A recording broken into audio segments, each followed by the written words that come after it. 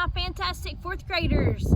Man, what a great day to pick up a book and read. I hope you guys have been creating your own book nooks at home and reading anything that you like or you enjoy to read. I needed to find a really peaceful place to read.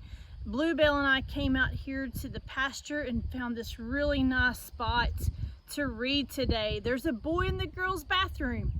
We're going to continue with and start in chapter 36.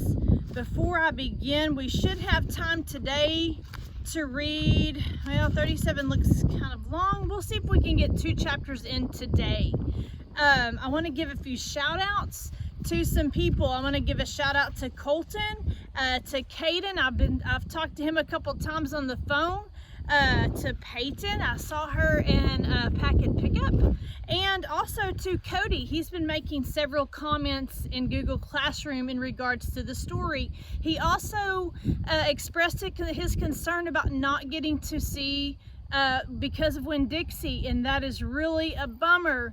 I'm really disappointed that we're not going to get to watch that movie with Mrs. Pearson's class. So if you can, I know that I've seen Because of Winn-Dixie on Netflix and maybe other channels that you might have at your house. I also personally own the movie, so if you would like to borrow that movie, hey, I do not mind loaning it to you so you can enjoy the movie. Just let me know. Send me an email, call me, whatever you need to do, and I'll let you borrow that movie.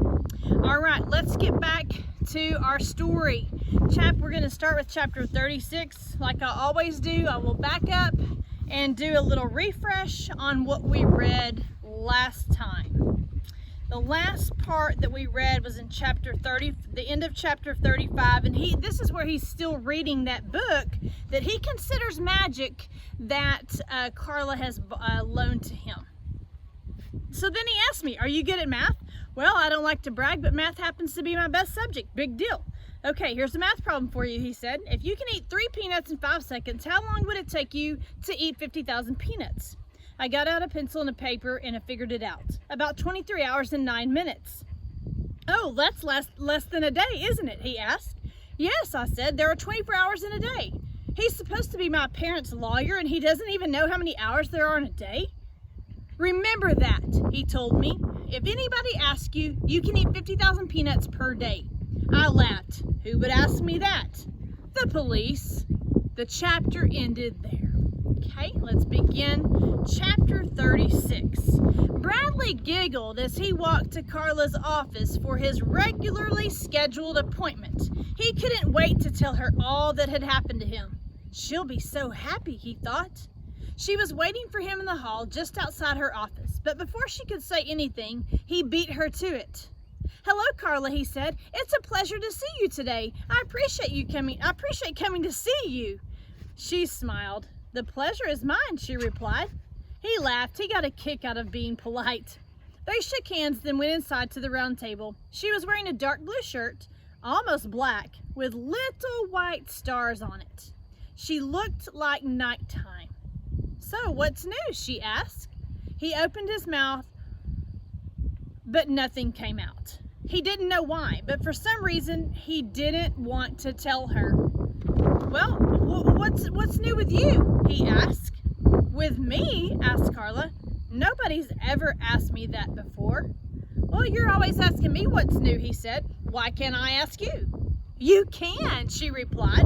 You can ask me anything you want. Let me see. What's new? I bought a new shower curtain yesterday, but that doesn't sound like very interesting news, does it? Well, what color? Oh, it's sort of a beige. I don't know. It really doesn't have a color. Oh, well, that's a good color, said Bradley. It sounds beautiful. Oh, it's okay, said Carla. Well, what happened to your old shower curtain? He asked. It started getting a little rotten, said Carla. Was it also beige? No, said Carla. I think it was yellow when it was new, but it was sort of a greenish brown when Colleen invited me to her birthday party, he blurted. Then it all came pouring out of him. Jeff's invited too. We'll be the only boys. Everyone else will be girls. Jeff and I are friends now. The other guys like me too. We play basketball together. At first I was afraid to shoot the ball, but then everybody said, shoot, Bradley, shoot. So I shot and I made it, and everyone was amazed. And so was I. I still miss a lot more than I make, but I'm getting better. Everyone says so. My father taught me how to dribble. He's going to put a basket over the garage. At first they wanted to beat me up, but I said, hello, Jeff, and he said, hello, Bradley. And then Andy asked me if I wanted to play basketball, and then Colleen asked me to her birthday party, and I said yes, and she said good. She would have asked me sooner, except she just found out when she was born. Fortunately, Carla had heard most of it already. Otherwise, she wouldn't have understood a thing that he said. It's all because of you, said Bradley. You did it, Bradley, not me. It was your magic book. My book? What's that got to do with it, Bradley? What's wrong? He was crying. 1 second he was beaming about her magic book, and the next he was sobbing and shaking all over.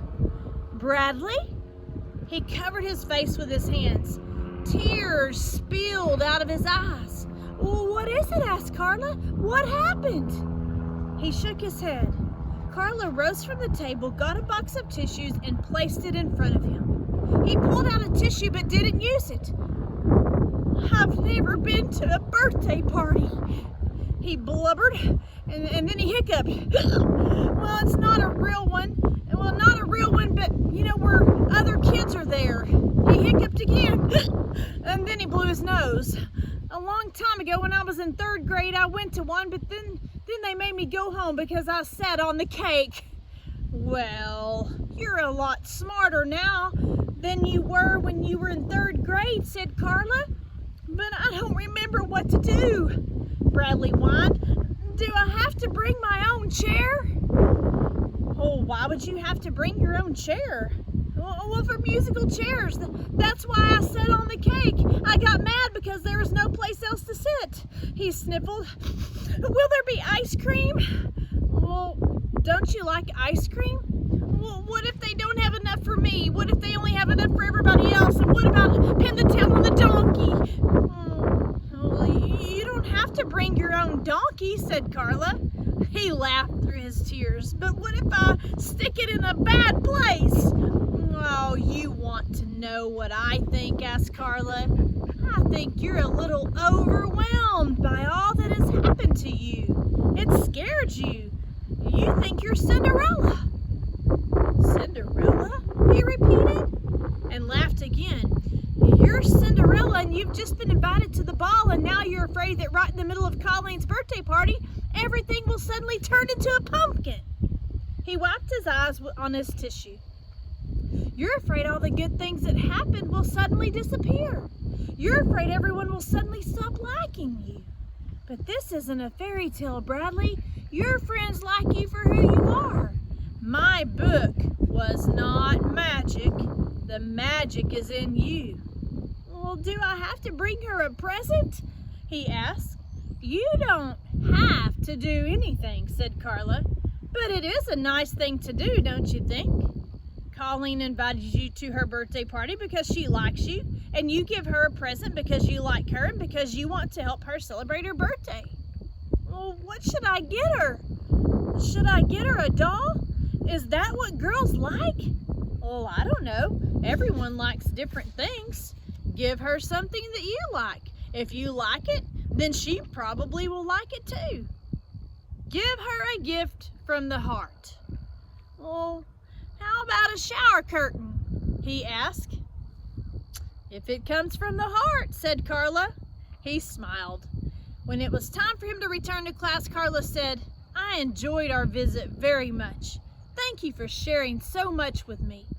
The pleasure was mine, he replied. He had been waiting to say that. All right, guys, I'm going to go ahead and stop there. Chapter 37 is a little bit longer than 36. Wow, what a lot of information that he poured out to Carla. I know that she was excited and happy to hear him express his feelings and all those things that he was overwhelmed with he got to talk to Carla about it. So I'm really excited to see, one, what does he get Colleen for her birthday? And number two, what's going to happen at the party? How's that going to go? And man, what a great change that we're seeing in Bradley. And we know that characters can change throughout the course of the story. And we're looking at that falling action, those main events that are happening after the climax, when the story starts to turn. Okay, he got to play basketball with the boys, and Jeff and the gang, he and Jeff are friends again. And now I feel like that next big main event is going to be that birthday party at Colleen's. So anyway, I hope you guys have a great day. Talk to you later. Bye, guys.